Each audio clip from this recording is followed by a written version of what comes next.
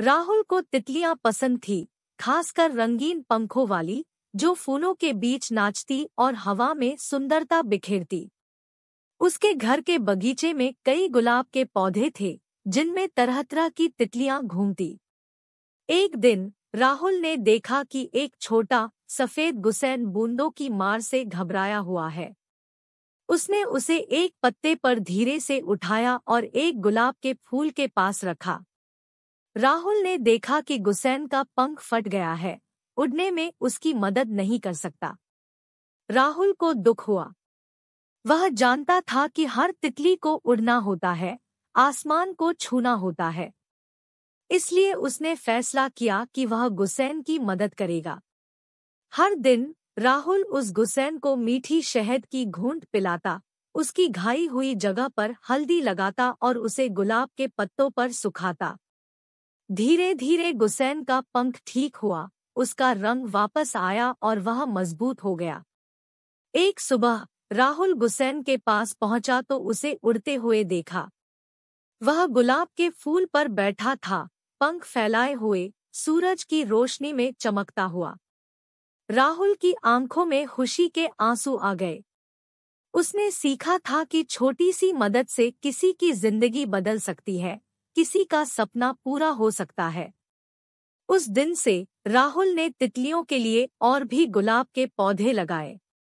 उसने तय किया कि वह हर घायल या कमजोर तितली की मदद करेगा, उन्हें उड़ने के लिए प्रेरित करेगा। राहुल के लिए तितलियों का अर्थ अब सिर्फ सुंदर नहीं रहा, बल्कि उम्मीद और स्वतंत्रता का प्रतीक बन गया। वह जानता था कि हर किसी को उड़ने का अधिकार है और वह उनकी उड़ान में मदद के लिए हमेशा तैयार रहेगा। राहुल पहाड़ों का दीवाना था। इस बार वो एक दुर्गम ट्रैक पर निकला था, जहां घुमावदार रास्ते जंगल के सीने पर बने थे। घंटों चढ़ते हुए राहुल हांफ रहा था, लेकिन सूरज से नहाई पर्वत श्रृंखलाएं उसे आगे बढ़ाती रही।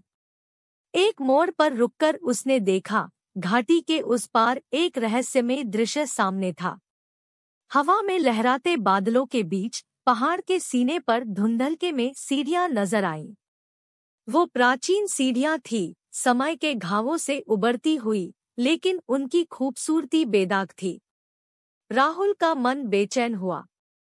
क्या ये सीढ़ियां किसी खोए हुए मंदिर की ओर ले जाती हैं? या किसी रहस्य के द्वार खोलती हैं? उसने निर्णय लिया, वो इन सीढ़ियों का पता लगाएगा। कठिन चढ़ाई के बाद राहुल सीढ़ियों के पास पहुंचा। वो पत्थर की नक्काशी से सजी थी, उन पर कहानियां लिखी थी, जो समय के धुंध में खो गई थी। धीरे धीरे वो सीढ़ियां चढ़ने लगा। हर कदम के साथ उसे लगता था जैसे वो अतीत की ओर बढ़ रहा है।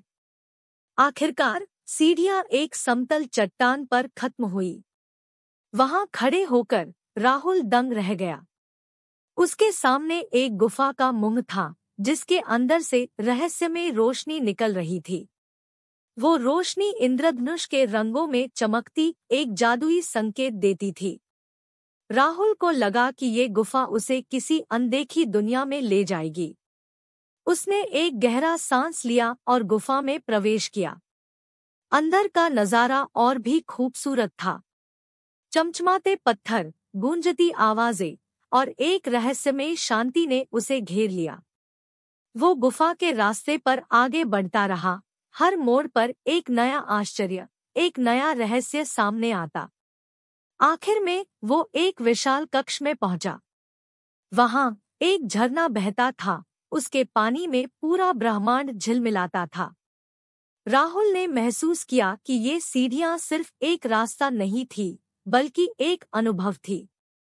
उसने सीखा था कि असली खूबसूरती अक्सर अनदेखी रास्तों पर छिपी होती है और साहसिक खोजों से ही उन्हें पाया जा सकता है। वो वहां से लौटा, सीढ़ियों को उतरते हुए, उसकी आंखों में रहस्य की चमक और दिल में एक अप्राप्य खुशी।